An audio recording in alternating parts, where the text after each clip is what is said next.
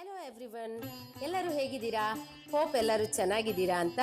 ನಮ್ಮನೆ ಬೆಳ್ಳಿ ದೇವರ ವಿಗ್ರಹಗಳು ಮತ್ತೆ ಬೆಳ್ಳಿ ಮಂದಾಸನ ನೋಡಿ ಎಷ್ಟು ಕಪ್ಪಾಗಿದೆ. ಮೋಸ್ಟ್ಲಿ ಅದು ಸಮಸ್ಯೆ ನಿಮಗೂ ಇರುತ್ತೆ ಅಲ್ವಾ? ಹಾಗಾಗಿ ಈ ಒಂದು ವಿಡಿಯೋದಲ್ಲಿ ಈ ಮಂದಾಸನ ಮತ್ತೆ ವಿಗ್ರಹಗಳನ್ನು ಹೇಗೆ ಮೇಂಟೈನ್ ಮಾಡೋದು ಅಂತ ಹೇಳಿ ತಿಳಿಸ್ಕೊಡ್ತೀನಿ. ನಮ್ಮ ಚಾನಲ್ನ ನೀವು ಸಬ್ಸ್ಕ್ರೈಬ್ ಮಾಡ್ಕೊಂಡಿಲ್ಲದೆ ಇದ್ದರೆ ಸಬ್ಸ್ಕ್ರೈಬ್ ಮಾಡ್ಕೊಳ್ಳಿ. ಹಾಗೆಯೇ ಲೈಕ್, ಶೇರ್ ಮತ್ತು ಕಮೆಂಟ್ ಮಾಡೋದನ್ನು ಮರಿಬೇಡಿ. ವಿಡಿಯೋ ಸ್ಕಿಪ್ ಮಾಡ್ದಲೇ ಕೊನೆವರೆಗೆ ನೋಡಿ. ಸಾಕಷ್ಟು ಇನ್ಫಾರ್ಮೇಷನ್ ನಿಮಗೆ ಬೆಳ್ಳಿ ವಿಗ್ರಹದ ಮೇಂಟೆನೆನ್ಸ್ ಬಗ್ಗೆ ಸಿಗುತ್ತೆ. ನೋಡಿ, ಈ ರೀತಿ ಮಂದಾಸನ ಮತ್ತು ದೇವರ ವಿಗ್ರಹಗಳು ಎಲ್ಲ ತುಂಬ ಕಪ್ಪಾಗಿತ್ತು. ಹಾಗಾಗಿ ನಾನು ಈ ಸರಿ ಅದನ್ನು ಬೆಂಗಳೂರಿನಲ್ಲಿ ಪಾಲಿಶಿಂಗಿಗೆ ಕೊಟ್ಟು ಪಾಲಿಷ್ ಮಾಡಿಸ್ಕೊಂಡೆ. ಸೊ ಪಾಲಿಷ್ ಮಾಡಿಸ್ಕೊಳ್ಳೋದ್ರ ಜೊತೆಗೆ ಅದಕ್ಕೊಂದು ಲ್ಯಾಕರ್ ಕೋಟಿಂಗನ್ನು ಕೂಡ ಮಾಡಿಸ್ಕೊಂಡಿದ್ದೀನಿ. ಸೊ ಈ ಲ್ಯಾಕರ್ ಕೋಟಿಂಗ್ ಏನು ಅಂತ ಹೇಳಿ ನಾನು ನಿಮಗೆ ಡೀಟೇಲ್ ಆಗಿ ಈ ವಿಡಿಯೋಲಿ ತಿಳಿಸ್ಕೊಡ್ತೀನಿ. ಅದಕ್ಕೆ ಮುಂಚೆ ನಾನು ದೇವ್ರ ಮನೇನ ಸ್ವಲ್ಪ ಕ್ಲೀನ್ ಮಾಡಿಕೊಂಡೆ. ಪ್ರತಿ ದಿವಸ ನಾನು ದೇವ್ರ ಮನೇನ ಕಸ ಗುಡಿಸಿ ಒರೆಸ್ಕೋತೀನಿ. ಆದರೆ ಎವ್ರಿ ಮಂತ್ಲಿ ಒಂದ್ಸರಿ ಡೀಪ್ ಕ್ಲೀನಿಂಗನ್ನು ಮಾಡ್ಕೊತೀನಿ. ಫೋಟೋಸಿಗೆಲ್ಲ ಒಂಚೂರು ಸ್ಪ್ರೇ ಮಾಡಿ ಅದನ್ನು ಒರೆಸ್ಕೊಳ್ಳೋದು, ಮತ್ತು ಗೋಡೆಗಳನ್ನು ಒರೆಸ್ಕೊಳ್ಳೋದು, ಮತ್ತು ಏನಾದರೂ ಡಸ್ಟ್ ಇದ್ದರೆ ಅದನ್ನೆಲ್ಲ ಕಟ್ಟೆ ಮೇಲಿಂದ ಕ್ಲೀನ್ ಮಾಡ್ಕೊಳ್ಳೋದು. ಇದನ್ನು ನಾನು ಮಂತ್ಲಿ ಒನ್ಸ್ ಯೂಶಲಿ ಮಾಡ್ಕೊತೀನಿ. ಈ ಹೋಮ್ ಮೇಡ್ DIY ಸ್ಪ್ರೇನು ಅಷ್ಟೇ ತುಂಬಾ ಹೆಲ್ಪ್ಫುಲ್ಲು. ತುಂಬ ಚೆನ್ನಾಗಿ ಫೋಟೋಸ್ನೆಲ್ಲ ಕ್ಲೀನ್ ಮಾಡ್ಕೊಳ್ಳೋದಕ್ಕೆ ಹೆಲ್ಪ್ಫುಲ್ ಆಗುತ್ತೆ.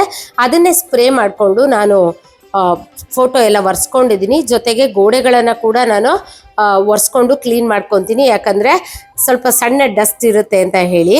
ಹಾಗೆ ನಾನು ಕಟ್ಟೆ ಎಲ್ಲ ಕ್ಲೀನ್ ಮಾಡಿ ಒರೆಸ್ಕೊಂಡ್ಮೇಲೆ ಇದಕ್ಕೆ ಒಂದು ಕ್ರೇಜಿ ಲೈನ್ಸಿನ ಒಂದು ಲೈನನ್ನು ಪೂರ್ತಿ ಅಂಚಿಗೆ ಹಾಕ್ಕೊತೀನಿ. ಯಾಕೆ ಅಂತಂದರೆ ಇರುವೆ ಬರದೇ ಇರಲಿ ಅಂತ ಹೇಳಿ. ನಾವು ದೇವ್ರ ಮನೆಯಲ್ಲಿ ನೈವೇದ್ಯ ಇಟ್ಟಾಗ ಅಥವಾ ಅಕ್ಷತೆ ಇರುತ್ತಲ್ವ, ಅದಕ್ಕೆ ಇರುವೆ ಬಂದುಬಿಡುತ್ತೆ. ಈ ಒಂದು ಕ್ರೇಜಿ ಲೈನ್ ಹಾಕೋದ್ರಿಂದ ಇರುವೆಗಳು ಬರೋದು ಅವಾಯ್ಡ್ ಆಗುತ್ತೆ. ಮತ್ತು ನಾನು ಮಂದಾಸನದ ಕೆಳಗಿನ ಜಾಗಕ್ಕೆ ಓಂಕಾರನ ಬರ್ಕೊಂಡು ಸಿದ್ಧ ಮಾಡ್ಕೊಂಡಿದ್ದೀನಿ. ದೇವ್ರ ಮನೆ ಕ್ಲೀನ್ ಮಾಡ್ಕೊಳ್ಳೋದು ಒಂದು ಟಾಸ್ಕ್ ಅಂತಲೇ ಹೇಳ್ಬೋದು. ಯಾಕಂದರೆ ಡೀಪ್ ಕ್ಲೀನಿಂಗ್ ಮಾಡೋ ದಿವಸ ನಾನು ಬರೀ ಕಸ ಗುಡಿಸಿ ನೆಲ ಒರೆಸ್ಕೊಳ್ಳೋದು ಮಾತ್ರ ಅಲ್ದಲೆ ಪೂರ್ತಿ ಇದರ ಒಂದು ವುಡನ್ ಫ್ರೇಮ್ ಎಲ್ಲ ಏನಿರುತ್ತೆ ಅದನ್ನು ಕೂಡ ತುಂಬ ನೀಟಾಗಿ ಒರೆಸ್ಕೊತೀನಿ. ಇದನ್ನು ಪ್ರತಿದಿನ ಮಾಡೋದಕ್ಕಾಗೋದಿಲ್ಲ. ಹಾಗಾಗಿ ನಾನು ಇದನ್ನು ಮಂತ್ಲಿ ರುಟೀನಲ್ಲಿ ಈ ಒಂದು ಕೆಲಸನ ಮಾಡ್ಕೋತೀನಿ. ಈ ಬೆಲ್ ಆಗಿರ್ಬೋದು, ಈ ಬೆಲ್ ನನಗೆ ತುಂಬಾ ಇಷ್ಟ. ದೇವ್ರ ಮನೆಗೆ ಒಂದು ಏಸ್ಥೆಟಿಕ್ ವೈಬನ್ನು ಕೊಡುತ್ತೆ. ಸೊ ಅದನ್ನೆಲ್ಲನೂ ನಾನು ಮಂತ್ಲಿ ಒನ್ಸ್ ಈ ರೀತಿ ಕ್ಲೀನಾಗಿ ಒರೆಸ್ಕೊಂಡ್ಬಿಡ್ತೀನಿ. ಮತ್ತು ನಾನು ಹೇಳಿದ್ನಲ್ಲ ನಿಮಗೆ ಲ್ಯಾಕರ್ ಪಾಲಿಷ್ ಮಾಡಿಸ್ಕೊಂಡು ಬಂದಿದ್ದೀನಿ ಅಂತ. ನಾನು ಅದನ್ನು ಆ್ಯಕ್ಚುಲಿ ಓಪನ್ ಮಾಡಿ ನಾನು ನೋಡಿಲ್ಲ. ನನ್ನ ಹಸ್ಬೆಂಡೇ ಹೋಗಿ ಈ ಒಂದು ಬೆಳ್ಳಿ ಸಾಮಾನನ್ನು ಬೆಂಗಳೂರಿನಲ್ಲಿ ಕಲೆಕ್ಟ್ ಮಾಡಿಕೊಂಡು ಬಂದರು. ನನಗೂ ತುಂಬ ಕ್ಯೂರಿಯಾಸಿಟಿ ಇದೆ, ಯಾಕಂದರೆ ಈ ಸರಿ ಅಂತೂ ವಿಗ್ರಹಗಳಿರ್ಬೋದು ಅಥವಾ ಮಂದಾಸನ ಇರ್ಬೋದು ತುಂಬಾ ಕಪ್ಪಾಗ್ಬಿಟ್ಟಿತ್ತು. ಹೇಗಾಗಿರುತ್ತೆ ಪಾಲಿಷಿಂಗ್ ಅಂತ ಹೇಳಿ ನಾನು ನೋಡೋದಕ್ಕೆ ತುಂಬ ಕ್ಯೂರಿಯಾಸಿಟಿಯಿಂದ ಓಪನ್ ಮಾಡಿದೆ. ತುಂಬಾ ಚೆನ್ನಾಗಿ ಪಾಲಿಷ್ ಆಗಿತ್ತು. ಜೊತೆಗೆ ಈ ರೀತಿ ಅದನ್ನು ರ್ಯಾಪ್ ಮಾಡಿ ಕೊಟ್ಟಿದ್ರು. ಈ ಮಂದಾಸನ ಎಲ್ಲ ಏನಪ್ಪ ಅಂದರೆ ತುಂಬ ವೆಯ್ಟ್ ಇರುತ್ತೆ ಮತ್ತು ನಕಾಸ್ ವರ್ಕ್ ಜಾಸ್ತಿ ಇರುತ್ತೆ. ಹಾಗಾಗಿ ನಾವು ಎಷ್ಟೇ ಮನೆಯಲ್ಲಿ ಕೋಲ್ಗೇಟ್ ಪೌಡರು ಅಥವಾ ಸಬೀನಾ ಹಾಕಿ ತೊಳ್ಕೊಂಡ್ರು ಸ್ವಲ್ಪ ಕ್ಲೀನ್ ಆಗೋದು ಕಷ್ಟನೇ, ಕ್ಲೀನ್ ಮಾಡೋದು ಸ್ವಲ್ಪ ಜಾಸ್ತಿ ಕಷ್ಟನೇ. ಜೊತೆಗೆ ಎಡ್ಜಸ್ ಎಲ್ಲ ಸ್ವಲ್ಪ ಶಾರ್ಪ್ ಇರೋದ್ರಿಂದ ಕೈ ಕುಯ್ಕೊಳ್ಳೋ ಚಾನ್ಸಸ್ಸು ಆಗುತ್ತೆ. ಮತ್ತು ಟೈಮ್ ಅಂತೂ ತುಂಬಾ ಕನ್ಸ್ಯೂಮ್ ಆಗುತ್ತೆ ಇದನ್ನು ಕ್ಲೀನ್ ಮಾಡ್ಕೊಳ್ಳುವಾಗ. ಈ ಸರಿ ಪಾಲಿಷಿಂಗ್ ಜೊತೆಗೆ ಲ್ಯಾಕರ್ ಮಾಡಿಸಿರೋದು ತುಂಬಾ ಅಡ್ವಾಂಟೇಜ್ ಅನ್ನಿಸ್ತು ನನಗೆ. ಈ ಮಂದಾಸನ ಫಿಟ್ಟಿಂಗ್ ಮಾಡೋದು ಯಾವಾಗಲೂ ನನ್ನ ಹಸ್ಬೆಂಡೇ ಮಾಡೋದು. ನನಗೆ ಇದು ಫಿಟ್ಟಿಂಗ್ ಮಾಡೋದಕ್ಕೆ ಬರೋದೇ ಇಲ್ಲ, ಯಾಕಂದರೆ ಸ್ಕ್ರೂಸ್ ಎಲ್ಲ ಯೂಸ್ ಮಾಡಿ ಇದನ್ನು ಫಿಟ್ ಮಾಡಬೇಕು. ಸೊ ಫಿಟ್ಟಿಂಗನ್ನು ಮಾಡಿಕೊಟ್ರು. ತುಂಬ ಚೆನ್ನಾಗಿ ಪಾಲಿಷ್ ಆಗಿತ್ತು. ಲ್ಯಾಕರಿಂಗ್ ಅಂದರೆ ಏನಪ್ಪ ಅಂದರೆ ಈ ಬೆಳ್ಳಿ ವಿಗ್ರಹಗಳು ಮತ್ತು ಮಂದಾಸನದ ಮೇಲೆ ಒಂದು ಟ್ರಾನ್ಸ್ಪರೆಂಟ್ ಫಿಲ್ಮನ್ನು ಹಾಕಿರ್ತಾರೆ.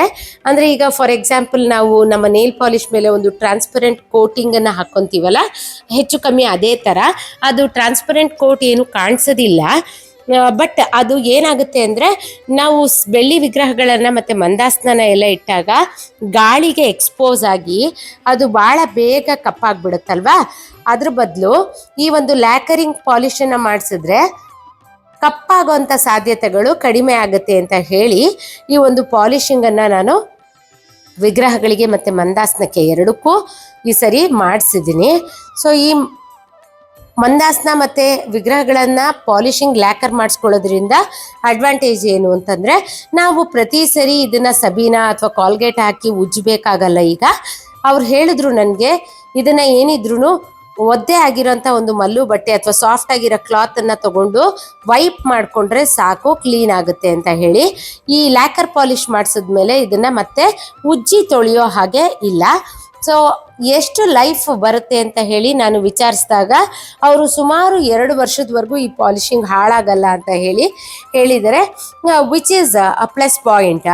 ನಮಗೆ ದೇವ್ರ ಮನೆ ಮೇಂಟೆನೆನ್ಸ್ನಲ್ಲಿ ಅದು ತುಂಬಾ ಹೆಲ್ಪ್ ಆಗುತ್ತೆ ಅಂತ ಅನಿಸುತ್ತೆ ನನಗೆ. ಸೊ ನಾನು ಎಕ್ಸ್ಪೀರಿಯನ್ಸ್ ಮಾಡಿಲ್ಲ, ಇದೇ ಫಸ್ಟ್ ಟೈಮು ನನ್ನ ಮಂದಾಸನ ಮತ್ತು ಬೆಳ್ಳಿ ವಿಗ್ರಹಗಳಿಗೆ ನಾನು ಲ್ಯಾಕರಿಂಗ್ ಮಾಡಿಸ್ತಾ ಇರೋದು. ನನ್ನ ಮಂದಾಸನ ತೊಗೊಂಡು ಒಂದು 12 ವರ್ಷ ಆಗಿದೆ. ಆಗ ನನಗೆ ಇದ್ರ ಬಗ್ಗೆ ಎಲ್ಲ ಐಡಿಯಾ ಇರಲಿಲ್ಲ. ಇಷ್ಟು ವರ್ಷ ನಾನು ಸಬೀನಾ ಮತ್ತು ಕಾಲ್ಗೇಟನ್ನು ಯೂಸ್ ಮಾಡಿ ಕ್ಲೀನ್ ಮಾಡ್ಕೊತಾ ಇದ್ದೆ. ಫಾರ್ ದ ಫಸ್ಟ್ ಟೈಮ್ ನಾನು ಕೂಡ ಪಾಲಿಷಿಂಗ್ ಮಾಡಿಸ್ಕೊಂಡ್ಬಂದಿದ್ದೀನಿ. ಇದು ಲೈಫ್ 2 ಇಯರ್ಸ್ ಬಂದರೆ ಮಾತ್ರ ತುಂಬಾ ಹೆಲ್ಪ್ಫುಲ್ ಆಗುತ್ತೆ ಅಂತ ಹೇಳೋಕ್ಕೆ ಇಷ್ಟಪಡ್ತೀನಿ. ಇದರ ಪ್ರೈಸ್ ಪಾಯಿಂಟ್ ಹೇಳೋದು ಅಂತಂದರೆ, ಇದು KG ಲೆಕ್ಕದಲ್ಲಿ ಲ್ಯಾಕರಿಂಗಿಗೆ ಚಾರ್ಜಸ್ನ ಮಾಡ್ತಾರೆ. ಪರ್ KG ನನಗೆ 700 ರುಪೀಸ್ನ ಚಾರ್ಜ್ ಮಾಡಿದ್ರು. ಕೆಲವೊಂದು ಕಡೆ 600 ರುಪೀಸ್ ಕೂಡ ಇತ್ತು, ಬಟ್ ನನಗೆ ಕಾನ್ಫಿಡೆನ್ಸ್ ಬರಲಿಲ್ಲ. ನಾನು ಮಾಡಿಸಿದ ಕಡೆ ಅವರು 700 ಮಾಡಿಕೊಡ್ತೀವಿ ಅಂತ ಹೇಳಿದ್ರು. ನಾನು ಅಲ್ಲೇ ಮಾಡಿಸ್ಕೊಂಡಿದ್ದೀನಿ ಪಾಲಿಷನ್ನು.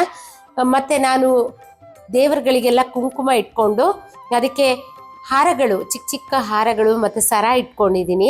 ಅಲಂಕಾರ ಮಾಡೋದು ಅಂದರೆ ನನಗೆ ತುಂಬಾ ಇಷ್ಟ. ಹಾಗಾಗಿ ಅದನ್ನೆಲ್ಲ ಅಲಂಕಾರ ಮಾಡಿ ರೆಡಿ ಮಾಡಿದ್ಮೇಲೆ ಈ ರೀತಿ ಎಲಿವೇಶನ್ ಬರೋದಕ್ಕೋಸ್ಕರ ಸ್ಟೆಪ್ಸನ್ನು ಮಾಡಿಕೊಂಡು ಒಂದೊಂದೇ ವಿಗ್ರಹಗಳನ್ನೆಲ್ಲ ಜೋಡಿಸ್ಕೊಂಡೆ.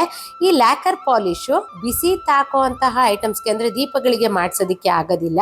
ಹಾಗೆಯೇ ತಿನ್ನೋಂತಹ ಪದಾರ್ಥ ಇಡೋವಂಥ, ಅಂದರೆ ನಾವು ನೈವೇದ್ಯ ಇಂಥದ್ದೆಲ್ಲ ಇಡ್ತೀವಲ್ಲ, ಮತ್ತು ಬೆಳ್ಳಿ ತಟ್ಟೆಗಳಿರುತ್ತಲ್ಲ, ಇದಕ್ಕೆಲ್ಲ ಪಾಲಿಷ್ ಮಾಡಿಸೋದಕ್ಕೆ ಆಗಲ್ಲ. ಬಿಟ್ಟರೆ ಮಿಕ್ಕಿದ್ದೆಲ್ಲದಕ್ಕೂ ಕೂಡ ಈ ಲ್ಯಾಕರ್ ಪಾಲಿಷನ್ನು ಮಾಡಿಸ್ಕೋಬೋದು. ಸೊ ಈ ರೀತಿ ನಿಮ್ಮ ಮನೆಯಲ್ಲೂ ಕೂಡ ಮಂದಾಸನ ಆಗಲಿ ವಿಗ್ರಹಗಳಾಗಲಿ ನಿಮಗೆ ಮೇಂಟೆನೆನ್ಸ್ ಮಾಡೋದಕ್ಕೆ ಕಷ್ಟ ಆಗ್ತಿದೆ ಅಂತಂದರೆ ಒಂದ್ಸಲಿ ಲ್ಯಾಕರ್ ಪಾಲಿಷ್ ಮಾಡಿಸಿ ನೋಡಿ. KGಗೆ 700 ರುಪೀಸು, ಬಟ್ ನಮ್ಮ ಕೆಲಸನ ಮೋರ್ ದ್ಯಾನ್ ಹಾಫ್ ರೆಡ್ಯೂಸ್ ಮಾಡುತ್ತೆ. ನನಗಂತೂ ತುಂಬಾ ಖುಷಿಯಾಗಿದೆ. ಅದನ್ನು ನಿಮ್ಮ ಜೊತೆ ಈ ವಿಡಿಯೋದಲ್ಲಿ ಶೇರ್ ಮಾಡ್ಕೊಂಡಿದ್ದೀನಿ. ನಿಮಗೂ ಕೂಡ ಈ ಇನ್ಫಾರ್ಮೇಷನ್ ಯೂಸ್ಫುಲ್ ಆಗಿದೆ ಅನ್ಕೋತೀನಿ. So see you in the next vlog. Until then, bye, take care.